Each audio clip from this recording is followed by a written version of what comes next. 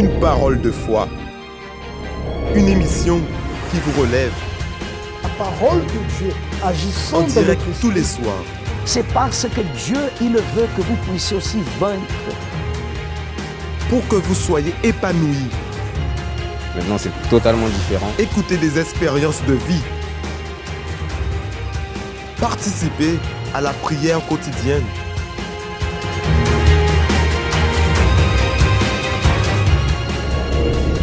Vous assistez à l'émission Parole de vie. Très bien, mes amis, soyez les bienvenus de votre émission de chaque soir, Parole de vie. Nous sommes ici avec cette mission de vous apporter cette parole, ce message, parce que aujourd'hui, nous avons de quoi vous passer, nous avons de quoi vous transmettre, parce que Dieu a changé notre histoire. Pasteur Dominique, bonsoir. Bonsoir, Pasteur Alfredo, et bonsoir à tous. Tel comme Dieu a changé notre histoire et l'histoire des personnes qui ont participé avec nous toute la journée dans la réunion des cas impossibles, Dieu veut aussi changer l'histoire de cette personne que nous voyons maintenant. Effectivement, Dieu veut changer l'histoire parce que ce que le malin a écrit sur le mur, nous devons l'effacer à travers notre foi. Quels sont les plans du malin? C'est de détruire, égorger et tuer. C'est quoi? Tuer la foi de la personne, égorger la vie de la personne, détruire toutes les sphères de la personne. Et quand la personne est victime de tout cela, si elle n'utilise pas sa foi sur la parole, alors l'impossible ne peut pas devenir possible. Tant de personnes, tant de messages, tant d'exemples on a vu dans la Bible, des personnes qui ont demandé de l'aide, qui ont crié à l'aide à Dieu à travers leur foi. Et Dieu a fait l'impossible devenir possible.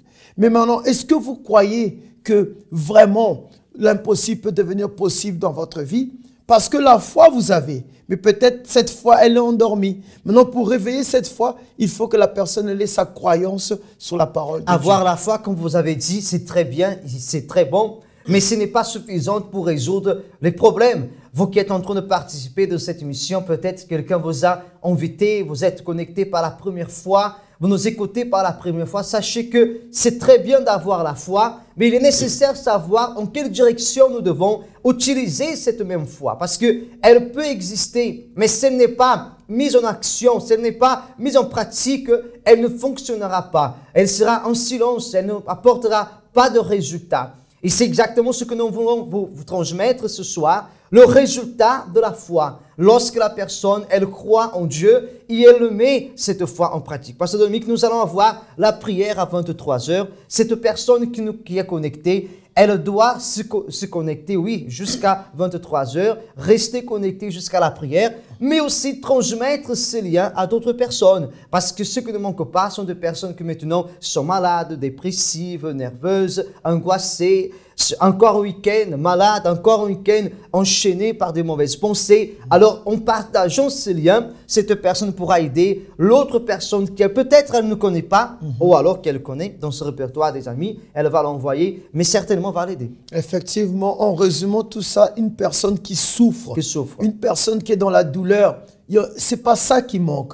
Alors, c'est pour ça qu'on va faire cette prière, comme le pasteur Alfredo a dit. Nous allons faire cette clameur. Et même pendant qu'il était en train de parler, j'étais en train de penser à cette parole qui dit « Tout est possible à celui qui croit ». Comme on a dit au début, que la personne qui croit, la personne qui a la foi, elle est là. Mais des fois, il ne le sait même pas.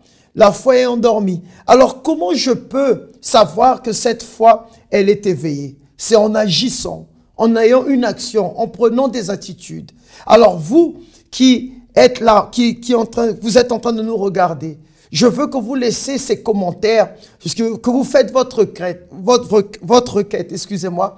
Vous allez écrire que non, cette semaine, je veux agir ma foi. Je veux agir, je veux prendre l'attitude, je veux prendre l'action, soit de partir à la préfecture, à la mairie, à Pôle emploi, au ministère des Finances, à la Banque de France, à l'hôpital, faire des examens pour prouver que ce que vous croyez, pour démontrer à Dieu que vous croyez vraiment que la parole est capable de faire l'impossible devenir possible, parce que tout est possible à celui qui croit. Tout est possible à celui qui croit. Vous croyez? Alors partagez ce lien. Écrivez dans le commentaire aussi quel est votre objectif. Quelle est l'attitude que vous allez prendre, que il vous faut, cette semaine, vous allez avoir la force de le faire parce que nous allons prier pour vous. Préparez aussi votre bouteille d'eau, votre verre d'eau. À 23 h, nous allons lever notre clameur très fort comme tous les soirs. Maintenant, nous allons voir l'histoire de Madame Marie-Micheline. Elle est arrivée aussi à l'église comme un cas perdu, comme un cas impossible. Mais lorsqu'elle a utilisé la foi, l'impossible est devenu possible. Vous assistez à une histoire de vie. Avant d'arriver au centre d'accueil, à l'âge de 10 ans, j'ai été touchée par mon oncle. Et à l'âge de 16 ans, je vivais chez une cousine de ma mère. Et cet homme-là m'a abusée pendant 5 ans. Et ma mère, elle ne me croyait pas. Je voulais expliquer ça à ma mère, elle ne voulait pas me comprendre. Mais cet homme-là, elle a toujours mis de l'argent sous mon oreiller pour ne pas parler. Mais un jour, c'est un moment, je voulais parler ça avec la cousine de ma mère, sa femme. Et sa femme ne voulait pas comprendre. Et c'est là que j'ai pu essayer de me sortir, mais je n'arrive pas à m'en sortir. Mais lui, il m'a toujours mis dans une chambre pour regarder tous les films qu'il est en train de regarder. Moi, je devais faire ce qu'il est en train de faire à la télé. Je suis arrivée en France avec une tristesse, angoisse, amertume. Et après, j'ai beaucoup de haine envers ma mère parce que j'ai pensé qu'elle devait savoir, parce qu'à chaque fois que j'ai donné de l'argent, elle devait me demander où se trouve cet argent-là. Mais elle ne m'a jamais demandé de l'argent. C'est comme si j'ai occupé ma famille pendant 5 ans. Je voulais pardonner ma mère, mais je n'ai pas envie. À chaque fois, j'ai envie de le faire, mais je n'ai pas envie parce que j'ai la haine envers elle. Par rapport à ma fille financière, je n'avais pas de papier. Dès que je n'avais pas de papier, on ne peut pas travailler en France. Alors, j'ai travaillé sur un papier quelqu'un. J'ai acheté un papier, un passeport, à peu près 1800 € pour travailler. C'est un papier français. On a enlevé la photo de la personne, on a mis ma photo. Alors, j'ai travaillé dans un hôtel pendant 3 ans. En travaillant dans cet hôtel-là, et j'ai l'angoisse, j'ai tristesse, j'ai toujours peur s'il y a des policiers, s'il y a un fouille, tout ça. Je ne voulais pas continuer. Je suis obligée d'aller dire au patron, je démissionne. Quand je démissionne, j'ai arrêté sans papier. Quand je suis toute seule à la maison, je pleure, j'ai toujours réfléchi, voilà tout ce qui est, pourquoi tout ça m'arrive. Est-ce qu'il y a un Dieu vraiment qui peut m'aider? Parce que si je suis en train de chercher pour voir pour combler ce vide, mais j'arrive pas. J'arrive pas à trouver c'est quoi cette angoisse-là, mais il était à l'intérieur de moi-même. Je voulais sortir, mais j'arrive pas. J'ai essayé d'aller trouver des amis pour parler, faire plaire des autres, mais le moment le plus difficile, c'est que j'avais rien du tout pour arriver à m'en sortir. Et j'ai pas de personne qui pour m'écouter. Et même que j'essaye de m'approcher des gens pour parler, ils n'arrivent pas à me comprendre. Parce que même que je dis à la personne, on ne va pas me croire ce que je suis en train de passer. J'ai connu le centre d'accueil par une amie à moi. J'ai fait des chaînes de prière pour ma vie spirituelle. Tout ce que j'avais, j'ai vidé dans l'hôtel. Tout ce que j'ai à l'intérieur de moi-même, toute angoisse, tristesse, toute amertume, à l'intérieur de moi-même, toute cette angoisse-là doit sortir. Parce que je me suis dit que le pasteur il a dit qu'on ne peut rien faire pour vous, mais c'est à vous de combattre, de sortir là où vous êtes à l'intérieur de toi-même. J'ai participé aux chants de prière parce que c'est là la réponse. J'étais obligée de vider tout ce qui est à l'intérieur de moi-même, mes angoisses, tristesse. J'ai participé aux campagnes Israël.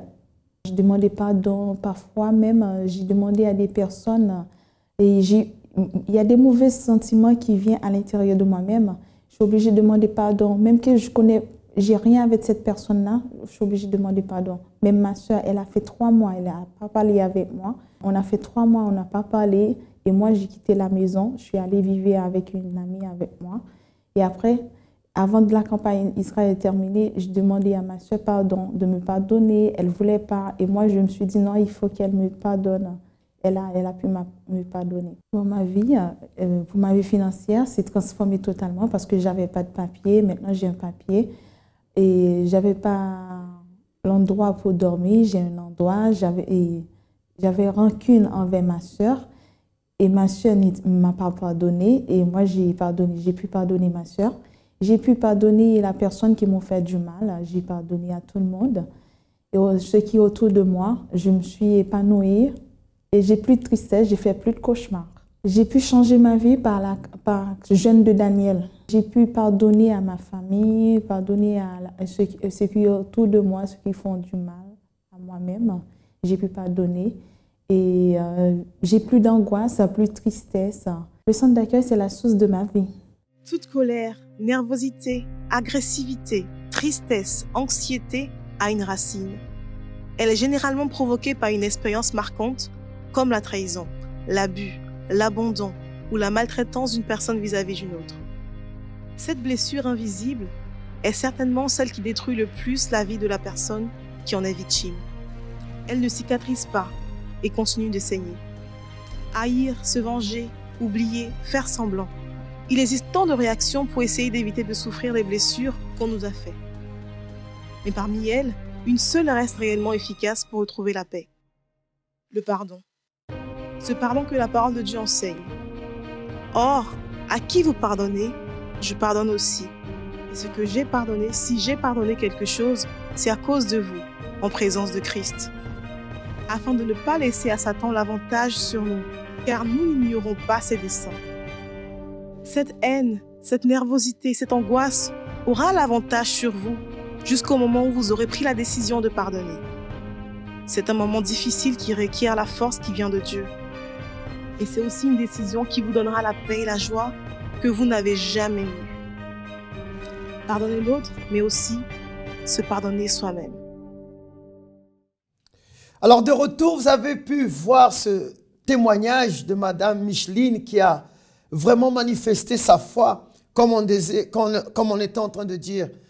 Quand vous allez écrire, faire votre requête, peut-être vous allez dire, mais je veux m'exposer. Si j'écris à la préfecture, les personnes vont savoir que j'ai un problème d'immigration, de papier. Alors, aujourd'hui, écrivez, je vais aller dans les administrations pour partir chercher ma bénédiction. Or, je vais aller dans un endroit là où se trouve la personne qui va testifier, surtout l'homme de science, surtout la personne qui est incrédule. Parce que dehors, il y en a plein qui travaillent dans les bureaux, qui travaillent à l'hôpital, qui travaillent dans les endroits là où nous voulons qu'eux, ils confessent que le pouvoir de Dieu a agi.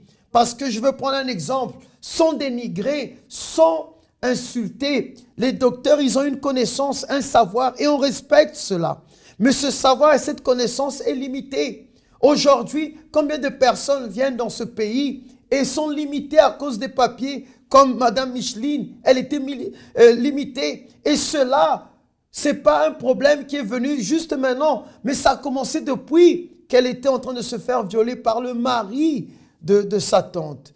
Et comme c'est la famille, comme si vous avez suivi le mercredi, parole de vie, si vous avez bien suivi, les serviteurs de Dieu étaient en train de dire que des fois, on a un problème, un manque de pardon parce que, surtout en Afrique, à cause de la famille, et c'est ce qu'elle a vécu.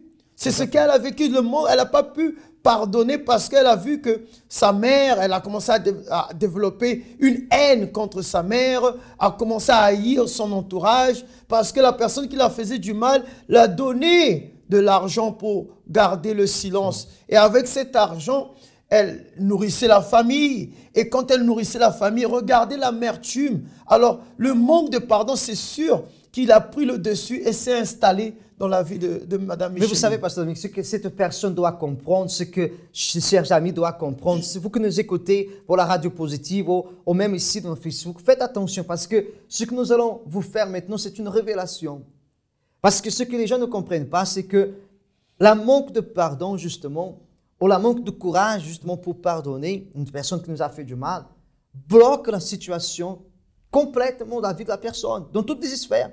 Parce que c'est ça qui se passait avec Marie-Micheline. Je peux accompagner un peu sa trajectoire dans la foi et sa délivrance. Et vous aussi, je vous rappelle, que à l'époque, vous avez accompagné aussi. Et quel était le domaine de sa vie, par exemple, qui avançait? Rien n'avançait pour elle. Tout était bloqué. Si elle nous écoute, elle va comprendre pourquoi nous disons ça. Je suis sûr qu'elle va comprendre. Mais il faut que vous sachiez aussi, Elle venait à l'époque à l'église parce qu'elle n'avait pas où dormir, où aller, quoi faire. Elle chauffait le banc de l'église toute la journée. Et des fois, ils viennent dans cette sphère, dans cette manière. Et quand ils rentrent, ils se disent, l'être humain est sage qu'à ses propres yeux. Et combien de personnes viennent dans cet état? Ils viennent, ils rentrent au centre d'accueil juste pour un petit soulagement. Par exemple, combien de personnes viennent au centre d'accueil parce que là où ils n'ont pas un domicile où dormir, donc ils dépendent du 115. Et en venant à l'église, au lieu de dépendre de la foi, de manifester cette foi, alors je veux chercher l'église, comme il fait chaud, il y a des bancs, alors je viens me réchauffer et je veux participer aux réunions, mais je ne vis pas cette foi. Mais le jour qu'elle a compris exactement qu'elle devait vivre cette foi, c'est là que tout a changé, toutes les portes sont ouvertes. Et aujourd'hui, elle est devenue un témoignage. Mais pourquoi? Parce que c'est lorsque la personne comprenne que le pardon ouvre toutes les portes, c'est alors qu'elle reçoit la plus grande bénédiction. Elle reçoit non seulement le pardon, mais elle a aussi la condition, parce qu'avec le pardon qu'elle reçoit de Dieu, elle reçoit aussi la condition de pardonner à tout ce que l'on fait du mal. C'est exactement ce qui va se passer au centre d'accueil le plus proche de chez vous demain. Mais avant d'entrer dans ces détails, je veux que vous accompagniez justement ce que nous allons lire ici dans la parole de Dieu aujourd'hui, parce que c'est vrai que beaucoup de personnes se trouvent bloquées, avec une santé bloquée, avec une vie bloquée, avec une âme en amertume, attristée, parce que justement, elles gardent cette douleur de ne pas être pardonnées, de ne pas, cette colère, cette haine, de ne pas vouloir pardonner. Et ça le rend de plus en plus dans la douleur, dans la souffrance, bloquées. Regardez ce qui est écrit ici. Et beaucoup de fois même, pardon, laissez-moi ajouter, elles se sont accusées, tellement accusées dans sa conscience, tellement lourdes qu'elles n'arrivent même pas à donner un pas de plus. Alors, les scribes et les pharisiens l'amenaient une femme surprise en adultère. Je suis en train de lire le livre de Jean, chapitre 8. Mais faites attention, s'il vous plaît, n'allez pas chercher maintenant la Bible. Et en plaçant au milieu du peuple, ils dirent à Jésus, « Maître, cette femme a été surprise en flagrant délit d'adultère. Moïse, dans la loi, nous a ordonné de lapider telle femme. Toi donc, que dis-tu » Il disait cela pour éprouver afin de pouvoir l'accuser. Mais Jésus, s'étant baissé, crevé avec le doigt sur terre, comme il continuait à interroger, il leur dit, celui de vous qui est sans péché, jette la première pierre contre elle. C'est-à-dire, les gens cherchaient à accuser cette femme parce qu'elle avait commis exactement une erreur, un péché, l'adultère. Et les gens voulaient la juger. Quand ils ont placé au milieu, j'imagine la scène, la femme qui était au milieu de ces hommes, ils cherchaient non seulement juger, faire justice par ses propres mains avec cette femme, mais aussi pousser à Jésus à commettre une autre erreur, à juger, à faire justement le contraire qu'elle avait dit qu'il n'allait pas faire. Il n'est pas venu pour juger, il est venu pour pardonner. Il n'est pas venu pour condamner, il est venu pour sauver. Mais c'est lorsque la personne, elle se maintient en otage de ce manque de pardon qu'elle vit une vie de souffrance, de douleur. Parce que, accusation après accusation, elle va se sentir faible. Elle va se sentir de plus en plus seule. Et c'est là que commencent à rentrer d'autres problèmes. Il est même capable d'arriver à la dépression même. Et même quand on lit, quand on médite sur ce passage que vous venez à peine de lire, on peut voir que même si, parce que on peut voir la femme avait vraiment commis l'adultère. Elle était accusée. Et ça allait contre la loi de Moïse. Et c'était écrit qu'elle devait être lapidée. Mais maintenant, ce que nous comprenons dans ce passage, c'est que quand on a le manque de pardon, alors automatiquement, on se met dans la position d'accusateur. On accuse la personne qui a commis ce délit, qui a fait cette erreur. Mais la femme, elle avait fait une erreur. Elle a fait une erreur. Et des erreurs, nous tous, nous en faisons. Qui ne fait pas d'erreur? C'est pour ça que le Seigneur Jésus, en d'autres mots, il a dit, celui qui n'a jamais fait une erreur ou celui qui ne fait pas d'erreur, qui jette la première pierre. C'est ça. Parce que la femme était victime, pas elle était victime, on peut dire, d'un mal, parce que c'est le mal qui l'a poussé à agir. Donc le vrai ennemi, c'est le mal. Donc on ne peut pas accuser la personne. On doit pardonner la personne. C'est pour ça que le pardon est très crucial. Et ce qui est très fort, c'est que la parole continue à parler. Il dit comme ça, s'étant à nouveau baissé, il écrivait sur terre. Quand ils ont entendu cela, accusés par leur conscience, et c'est ça qui fait la différence, accusés par leur conscience, ils se retiraient un à un, depuis les plus âgés jusqu'au dernier. Et Jésus resta seul avec la femme qui était là au milieu. Alors s'étant relevé et la voyant plus que la femme, Jésus lui dit, femme, où sont tes accusateurs? Personne n'a-t-il condamné? Elle répondit, non, Seigneur. Et Jésus lui dit, je ne te condamne pas non plus. Va et ne pêche plus. C'est-à-dire, elle a reçu le pardon. Elle a reçu aussi l'opportunité de réécrire une nouvelle histoire. C'est exactement ce que se passe et ce que va se passer demain. Nous avons parlé toute cette semaine du pardon. Et vous allez avoir, cher ami, l'opportunité d'entendre du Seigneur Jésus exactement la phrase que cette femme a entendue. Où sont tes accusateurs? Où sont ceux que t'accusent jour et nuit? Où sont ceux que t'accusent dans ta conscience jour et nuit? Où sont ceux qui vivent avec cette épée qui te persécute tout le temps en disant que tu es ceci, tu es cela? Ils vont partir.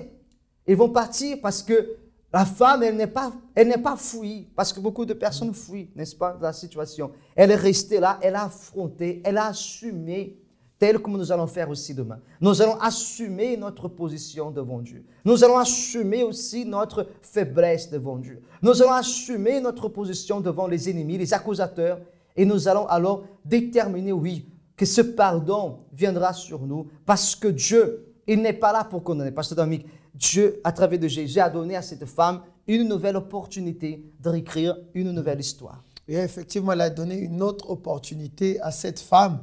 Parce que là, après cela, elle a compris par le geste que Jésus a fait, que le Seigneur a fait, elle a compris que maintenant, je dois me mettre sur la bonne voie. Il pouvait la condamner. Il avait l'autorité. Il avait l'autorité. Mais maintenant, je crois que cette parabole nous fait aussi référence pour nous, que nous ne soyons pas dans la position de ces hommes qui l'accusaient. Tout à fait. Parce que, regardez, si vous accusez une personne et vous ne la pardonnez pas, regardez comment votre conscience sera devant Dieu. Et attention, nous sommes en train de parler d'un adultère, mais il y a des choses qui sont, entre guillemets, moins graves, on va dire comme ça, parce que tous les péchés sont des péchés. Il n'y a pas de petits ni de grands. Mais il y a des choses qui ont moins de conséquences dans la vie d'une personne ou dans la vie de la famille de quelqu'un.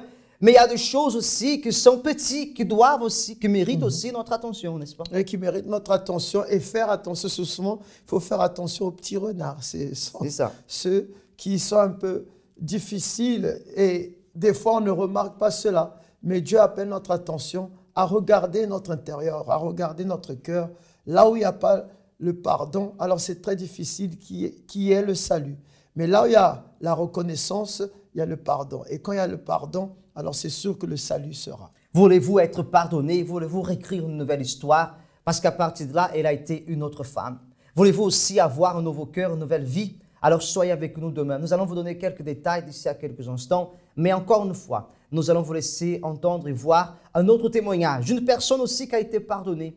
Une personne qui a été restaurée et elle aussi a écrit une nouvelle histoire.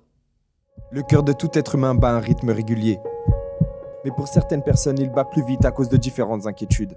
Celle de se marier, de réussir professionnellement. Elles sont préoccupées à avoir une belle apparence, une voiture de rêve, être aimées sur les réseaux. Elles ont dans le cœur leurs amis ou leur famille. Alors quand tout finit mal, c'est comme si elles perdaient la vie et que leur cœur s'arrêtait. À ce moment-là, la vie n'a plus de goût. Tout ce qui remplissait votre cœur finit par vous rendre nerveux, triste, seul, déçu, trahi par ce qui vous était le plus cher. Jusqu'au jour où vous ouvrez enfin les yeux et décidez de vous débarrasser de tous les mauvais ressentiments qui détruisent votre cœur en pardonnant. Le pardon est l'arme la plus efficace pour guérir une blessure intérieure et retrouver la paix. Le dimanche du pardon, ce dimanche dans chaque centre d'accueil. Pour plus d'informations, contactez le 01 53 35 85 11. Vous assistez à une histoire de vie. Très bien, mes amis, nous sommes ici avec une personne qui, à travers de la foi et aussi aux chaînes de prière au centre d'accueil, sa vie a été complètement transformée. Comment vous vous appelez? Je m'appelle Mademoiselle Mazarine. Mazarine, comment était votre vie au moment que vous êtes arrivée au centre d'accueil? Avant d'arriver au centre d'accueil universel, j'étais quelqu'un de très renfermé, qui était colérique et qui ne s'entendait avec personne. J'étais assez frustrée dans ma vie, je ne me voyais pas en fait vivre longtemps sur Terre. Donc c'est-à-dire que tout ce que vous faisiez, tout ce que vous sentez, c'était frustré, les plans, les projets. Vous n'avez pas d'avenir. Aucun projet ne marchait. Rien ne marchait pour moi. Et qu'est-ce que causait ce problème? Qu'est-ce que causait cette tristesse, cette frustration? C'était déjà la situation familiale. Dans ma famille, mes parents étaient vraiment en conflit. Mon père avait une autre femme, donc ça a causé beaucoup de douleur à l'intérieur de moi. Ce qui a fait que je suis très vite sortie de chez moi. Et d'ailleurs, pour me battre tout seul, c'était encore un autre défi pour moi et je n'arrivais pas. Donc c'est ça qui a causé toute cette frustration. Est-ce que vous avez essayé de résoudre cette situation avant d'arriver au centre d'accueil? Oui, j'ai essayé par ma manière, avec la force de mes bras, mais j'avais toujours... Comment c'est passé? Toujours des résultats négatifs. Que des résultats négatifs, j'étais toujours bloquée au même point. Je pouvais avancer, mais je faisais encore plus de pas en arrière. Rien ne fonctionnait pour moi. Et en arrivant au centre d'accueil, qu'est-ce que vous avez fait pour que la situation soit résolue? C'est-à-dire des problèmes de famille aussi, des problèmes spirituels. Le problème familial, tout d'abord, j'ai commencé par pardonner mes parents. Vraiment pardonner, discuter avec mes parents et commencer à avoir un dialogue. Ensuite, pour ma vie financière, j'ai écouté les messages, tout ce que le pasteur disait de faire, les campagnes d'Israël. Quand on me demandait d'appliquer la foi, d'agir la foi, je le faisais. Et au fur et à mesure, j'ai eu des résultats. Vous avez fait aussi des chaînes de prière? Oui. Quel était le jour que vous venez à l'église pour faire des chaînes de prière? J'ai fait le lundi, le mardi, le mercredi, le vendredi, le dimanche. Donc vous faisiez le lundi pour la vie financière, mercredi pour votre vie spirituelle, développer votre vie spirituelle, vendredi pour la délivrance spirituelle aussi, et le dimanche pour la bonne direction. C'est-à-dire qu'en chaque réunion, en chaque jour, vous avez reçu une direction que vous avez mis en pratique. Et qu'est-ce que cela a provoqué dans votre vie? Cela a totalement tout changé. C'est venu déjà par la délivrance. Au fur et à mesure, j'ai obtenu ma délivrance totale parce que j'étais quelqu'un qui n'arrivait pas du tout à dormir. Je me voyais servir des déesses dans la nuit, je me voyais poursuivi par des esprits. Et ça, à travers la délivrance, j'ai d'abord obtenu ma délivrance. Et ensuite, il y a eu des conquêtes financières qui sont venues. Donc, tout d'abord la délivrance, et après, qu'est-ce que vous avez conquis financièrement? Financièrement, j'ai déjà trouvé un travail parce que j'étais quelqu'un qui vivait de maison en maison, j'avais pas de foyer. J'ai pu avoir un travail, ensuite j'ai eu une maison. Ce n'était pas une vie stable? Non, j'étais pas du tout stable. J'étais toujours humiliée parce que j'allais chez des personnes qui, au bout d'un certain temps, me disaient de partir, en fait. Donc voilà, j'ai obtenu un travail, une maison, et au fur et à mesure... Donc aujourd'hui, qui est madame, ou mademoiselle plutôt, Mazarine? Je suis quelqu'un qui est complètement différente, qui est heureuse avec ma famille, heureuse de vivre, qui a des projets, et qui se bat pour ses projets. Je suis plus du tout renfermée ou frustrée. Tout ce que je demande à Dieu, je sais que je vais l'obtenir. Et je sacrifie pour ça. Donc grâce à vos orientations et à la foi que vous avez reçue et que vous avez aussi pratiquée au centre d'accueil, aujourd'hui vous pouvez vous projeter. Oui. Aujourd'hui vous pouvez dire que vous avez une famille. Oui. Aujourd'hui vous êtes heureuse. Oui. Et qui a fait tout ça? C'est Dieu. À travers de la foi. Qu'avez-vous à dire à cette personne ou à cette jeune fille que nous écoute, ou à ce jeune homme que nous écoute en ce moment et qui traverse les mêmes problèmes que vous traversez avant d'arriver au centre d'accueil? Tout d'abord, j'inviterai cette personne à venir au centre d'accueil et ne pas douter du message qui sort et surtout à appliquer. C'est le conseil que je donnerais vraiment. Croire et... Quand vous dites appliquer, vous dites faire les chaînes de prière? Faire les chaînes de prière, faire tout ce qui va sortir de l'autel, il faut l'appliquer parce que c'est par là que Dieu parle et c'est par là qu'on va voir les résultats. Voilà. Donc mes amis, voilà l'opportunité que vous avez devant vous de transformer votre vie telle comme le mademoiselle a transformé la sienne et certainement l'impossible deviendra possible dans votre vie. Que Dieu vous bénisse. Vous assistez à l'émission Parole de vie. Alors, vous avez pu voir son témoignage. Regardez combien de personnes se trouvent dans cette situation. Alors, vous allez écrire les commentaires. On va faire cette clameur. Là, il sera bientôt 23 h. Et nous allons élever notre voix vers Dieu afin qu'il puisse, d'abord même, la bénédiction la plus importante, c'est que notre cœur soit pardonné par lui, par le Seigneur. Parce que si nous ne pardonnons pas, alors lui aussi, il ne nous pardonnera pas. Un jour, vous avez pardonné quelqu'un? Plusieurs personnes, même pas quelqu'un, mais plusieurs. Plusieurs. Et la sensation que... Et jusqu'à aujourd'hui, on le fait. Parce qu'on le fait tous les jours, tous les jours. Mais la sensation qu'on le fait quand on pensait que c'était impossible, c'est un soulagement, n'est-ce pas? Lorsque la personne, tous les gens qui témoignent disent ça, elle demande pardon, elle reçoit, même si elle reçoit un non, elle a cette sensation de que j'ai fait ma part. Elle se sent léger. Je ne sais pas si c'était avec vous. En quelque sorte, moi, je veux parler de moi, par exemple. Moi, je me dis, comment c'est difficile à pardonner parce que quelqu'un vous a fait du mal, c'est très difficile. Mais je me mets en moi que cette parole, c'est le Seigneur Jésus qui l'a dit. C'est le Dieu lui-même. Dieu lui-même a dit, pardonnez. Alors, si moi, je ne pardonne pas, excusez-moi du terme, mais excusez-moi vraiment, c'est seulement pour expliquer, pour que vous compreniez. C'est comme si, quand je ne pardonne pas, c'est comme si je dis, Dieu était idiot d'avoir, il a été bête de pardonner, quoi, de nous avoir dit de pardonner. C'est comme s'il est bête. Mais non, mais c'est loin de là, mais loin de là. Il a fait ça même au moment de la plus grande douleur qu'il sentait dans son corps physique. Et aussi dans son âme, quand il a dit, Père, pardonne-le parce qu'ils ne savent pas ce qu'ils font. Et tous ceux qui font quelque chose de mal, ils ne savent pas ce qu'ils font. Exactement. Donc, nous allons entrer en prière d'ici à quelques secondes. Préparez votre verre d'eau, préparez votre bouteille d'eau, parce qu'aujourd'hui, on est spécial. Nous allons prier pour que votre vie avance. Mais n'oubliez pas, ce message que nous sommes en train de vous transmettre, le message de pardon, elle est très, très importante. Et je peux dire qu'elle ouvre toute et n'importe quelle porte devant vous.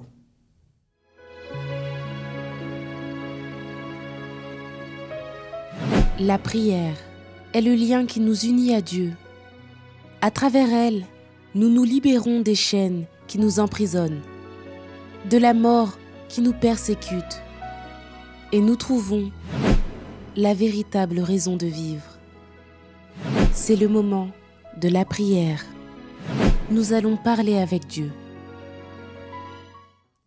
C'est arrivé le moment de la prière. Nous allons maintenant parler avec Dieu. Fermez vos yeux, élevez au ciel votre bouteille d'eau ou alors votre verre d'eau. Si vous n'avez pas la possibilité de le faire, restez en esprit de prière. Seigneur Jésus, nous rentrons dans ta présence et en tout premier lieu, nous consacrons cette eau, mon Père, que nous allons boire ensemble, unis par la foi. Que cette eau soit le point de contact de ta puissance et notre foi, notre croyance. Que toute chose est possible à celui qui croit. Et combien de personnes, mon Dieu, sont alitées dans un lit d'hôpital? Combien de personnes sont dans des endroits là où on les a déclarés qui seront inaptes, qui ne vont pas réussir à cause d'une maladie, à cause d'un problème de santé. Mon Dieu, ils ont perdu un travail, ils ont perdu un emploi, ils ont perdu même une famille, un mariage, parce que la santé s'est dégradée, la santé est allée à son plus bas. Seigneur, viens restaurer la santé de cette personne. Viens retirer la maladie, l'infirmité qui se trouve dans cette personne. Peut-être elle est là. Elle ne sait pas comment faire, mais aujourd'hui elle nous écoute. Elle est même en train de participer à cette prière, même si elle ne participe pas, mais elle écoute.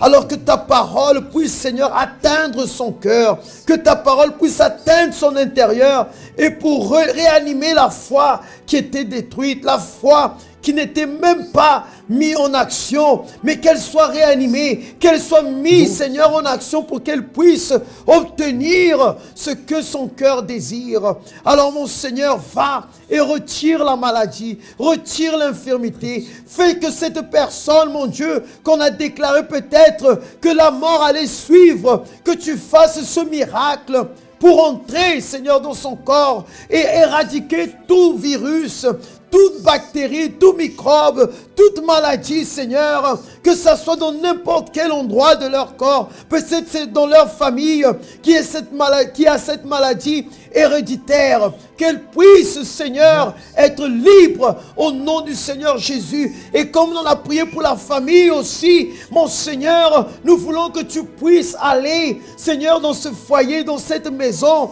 dans ce mariage, que tu puisses restaurer l'amour, la paix, que tu puisses restaurer, Seigneur, la joie, l'allégresse, le partage, et qu'il manque de rien. Comment une famille peut être divisée, mon Père?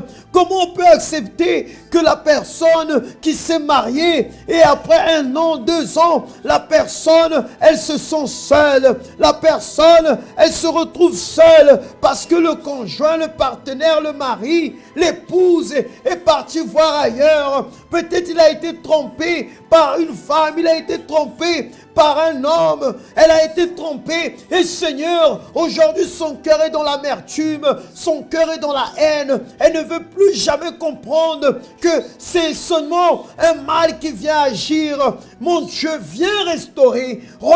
Enlève tout le mal, enlève toutes les douleurs, toutes les souffrances de ces personnes. Et au nom du Seigneur Jésus, que ces personnes soient bénies là où ils sont. Au nom de ton Fils Jésus, et vous que croyez, mes amis, buvez un peu de cette eau maintenant. N'attendez pas la fin de la prière, faites-le maintenant. Et maintenant, oh mon Dieu, que cette eau, elle se mélange avec notre corps physique. Là où se trouvait, mon Dieu, un esprit que perturbait cette personne, qui la faisait penser de mauvaises choses, même au suicide. Mon Dieu, que la maintient, mon Père, enchaîné par une jalousie, une malédiction héréditaire, ou même, mon Dieu, quelque chose de négatif qu'elle ne sait pas expliquer, exprimer, Seigneur, ce que se passe à l'intérieur, parce qu'elle ne se connaît plus comme personne. Alors, mon Dieu, touche maintenant son âme, son cœur, sa pensée, sa vie. Et là où se trouve, mon Dieu, cet esprit d'angoisse, là où se trouve, mon Dieu, cet esprit, mon Père, qui est en train de persécuter cette personne, qu'il soit arraché maintenant, qu'il soit détruit maintenant, Seigneur, parce qu'il n'a pas seulement touché son corps, sa vie, mais peut-être touche aussi à cette famille, où il n'y a pas, mon Dieu, la paix, où il n'y a pas, mon Dieu, mon Père, le dialogue, où il n'existe pas, mon Seigneur, l'union, où il n'existe pas, mon Dieu, mon Père, Seigneur, ce que ce papa, ce que cette maman a projeté, mon Dieu, a désiré. Alors, mon Dieu, enlève ce mal, enlève cet esprit de division qui agit dans sa famille, mon Dieu, qui domine, Seigneur, sur sa vie et bloque, Seigneur, son chemin. Maintenant, soit arraché toute force négative. Nous ordonnons d'ici où nous sommes maintenant, force du mal, que soit dans son corps, que soit dans son cœur, que soit dans son chemin, dans ses décisions, dans ses projets. Tu es attaché et maintenant nous t'ordonnons, sors de cette vie maintenant et ne reviens plus jamais. Au nom du Seigneur Jésus, placez, chers amis, votre main droite sur votre cœur maintenant. Le cœur, mon Dieu, représente le centre de notre vie. Et peut-être, mon Dieu, cette personne, elle avait ce cœur, mon Dieu, mon Père, dominé par quelque chose de négatif. Jusqu'à aujourd'hui, elle n'arrivait pas, mon Dieu, à pardonner. Elle n'arrivait pas à se pardonner à elle-même, Seigneur, pour des choses qu'elle a fait, ou des choses qu'elle n'a pas fait et elle regrette jusqu'à aujourd'hui. Mon Père, viens maintenant, Seigneur, et délivre cette personne. Car maintenant, Seigneur, lorsqu'elle va retirer sa main, mon Dieu, de son cœur, elle va enlever sa main de son cœur avec, mon Dieu, cette attitude et cet acte, que toutes les faiblesses sortent, que toutes les accusations sortent et qu'elle vienne avoir la force d'être avec nous demain, ici, mon Dieu, à l'église, le matin. Et vous que croyez, j'ordonne au nom de Jésus, toute souffrance, douleur, et faiblesse, et accusation, et péché, sort de mon cœur et ne revient plus jamais. Au nom du Seigneur Jésus, soyez bénis, soyez guéris, soyez délivrés, soyez transformés par la puissance du nom du Père, du Fils et du Saint-Esprit. Et vous que croyez, dites ainsi soit-il. Grâce à Dieu. Respirez profondément, chers amis. Maintenant, s'il y avait quelque chose de négatif, elle est sortie. Et vous avez maintenant la condition de chercher le centre d'accueil le plus proche de chez vous, déjà demain matin. Par exemple, si vous avez été à Paris, aux alentours de Paris, surtout au 10e arrondissement, ici dans notre siège demain, il y aura de grandes réunions, plusieurs réunions, n'est-ce pas? Plusieurs réunions qui vont se faire à 6h, à 8h, à 10h et à midi. c'est le Saint Dimanche du Pardon que nous aurons ici au 254 rue du Faubourg Saint-Martin, Paris 10e. Et si vous avez été à Saint-Denis aux alentours, alors c'est le numéro 55 rue de Strasbourg à Saint-Denis, non loin du cimetière de Saint-Denis, c'est une référence. Et nous allons avoir la réunion à 8h, à 10h et aussi à midi, dans le même esprit, dans la même foi. Et peut-être vous dites, mais je ne suis pas à Paris, j'habite en Ile-Provence, il n'y a pas de problème. Parce que vous pouvez aussi entrer dans notre site web, centre d'accueil.fr, et vous allez alors avoir plus de renseignements, ou alors appeler le 01 53 35 85 11 et vous allez appeler et vous allez avoir tout renseignement. Pasteur Dominique, nous sommes en train d'arriver à la fin de notre émission. Quel message pouvons-nous donner de plus à cette personne qui nous écoute maintenant, qui se prépare pour venir demain participer à cette réunion du pardon? Mais qu'elle se prépare à venir parce qu'il y a certaines personnes qui ne savent pas comment pardonner. Alors vous allez apprendre, ils vont apprendre comment faire, comment pardonner une personne et comment vivre dans cette joie, dans cette allégresse, ou bien de comprendre comprendre que le pardon, ça nous fait du bien, ça ne nous fait pas du mal. Et c'est dans votre cas, ça ne concerne personne, ça vous concerne qu'à vous. Sachez que vous allez essayer d'apprendre à vous pardonner à vous-même. Et vous allez vous remplir de la présence de Dieu qui ne donne pas une sensation de bien-être, mais qui donne la vraie vie. Ce n'est pas ça que vous cherchez? Alors que vous soyez pour la première fois en train de regarder cette émission, ou que vous êtes déjà quelqu'un qui habituellement vous voyez, alors ne manquez pas demain dans un centre d'accueil le plus proche de chez vous. Que l'Éternel vous bénisse, reposez bien, dormez bien, préparez-vous parce que demain c'est un grand jour pour nous tous. Et évidemment, le soir, nous reviendrons avec l'émission Parole de vie avec une autre équipe, Pasteur Daniel, Pasteur Santos seront ici pour vous bénir. Que l'Éternel vous bénisse, une excellente soirée.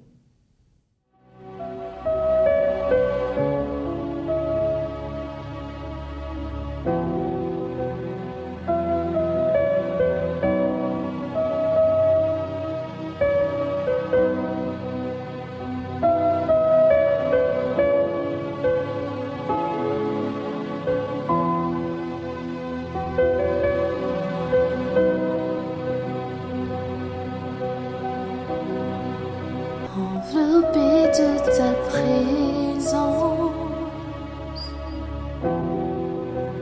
je désire m'asseoir ici à tes pieds, enveloppé dans ce saint endroit.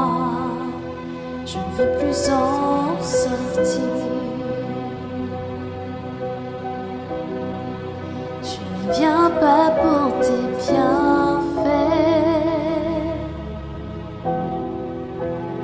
Tu ne me dois absolument rien de tout ce que tu puisses me donner. Jésus, je te veux.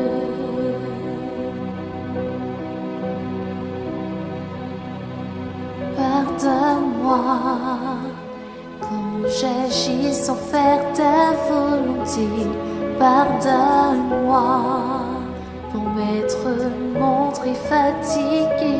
Je veux revenir au tout début. Je t'ouvre mon cœur, Seigneur.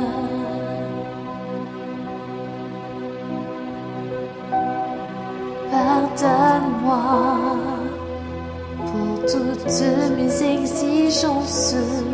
Pardonne-moi pour oublier que tu me suffis. Je veux revenir au tout début. Je t'ouvre mon cœur, Seigneur. Enveloppé de ta présence, je désire m'asseoir ici à tes pieds, enveloppé dans ce saint endroit. Je ne veux plus en sortir. Je ne viens pas pour tes bienfaits. Tu ne me dois absolument rien de tout ce veux que tu puisses me donner. Jésus, je te veux. Je ne veux que toi, rien de plus, rien de plus, rien de plus ici. Je ne veux que toi, rien de plus, rien de plus, rien de plus ici. Jésus, je te veux, rien de plus, rien de plus, rien de plus ici. Je ne veux que toi.